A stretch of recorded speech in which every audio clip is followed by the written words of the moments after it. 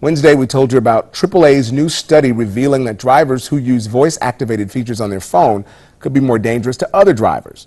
Even more dangerous than that is those who text while driving.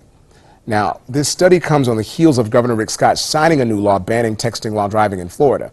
In tonight's For Your Protection series, our Greg Angel is talking about some of the finer points of the new law that drivers may not know about.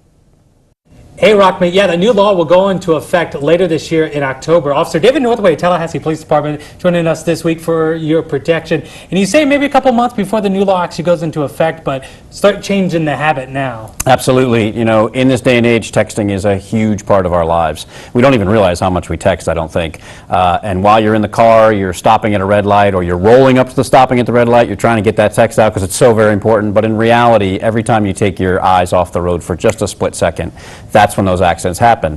What people don't realize is that when they're driving and everything is going the way that it should, the way your brain expects it to go, meaning all the lanes of travel is going the same way, everybody's going where they're supposed to be going, it's great. You can do a text message. But if someone pulls out in front of you, or someone doesn't see you, or a kid runs out on the road, or whatever it is, that's when you cannot make the transition from the text to hit the brakes in time, and that's when all you it get really yourself in takes is trouble. just a fraction of a second.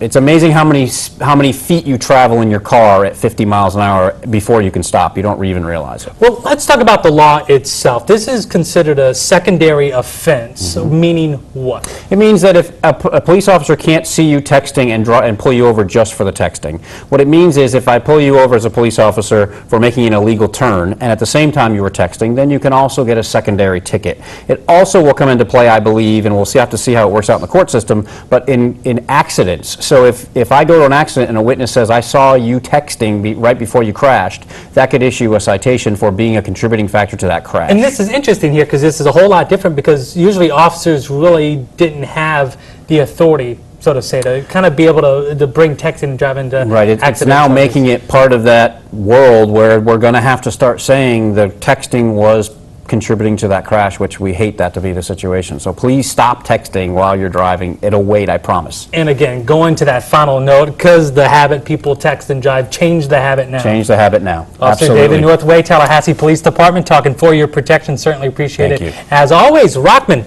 back to you. Thanks so much, Greg.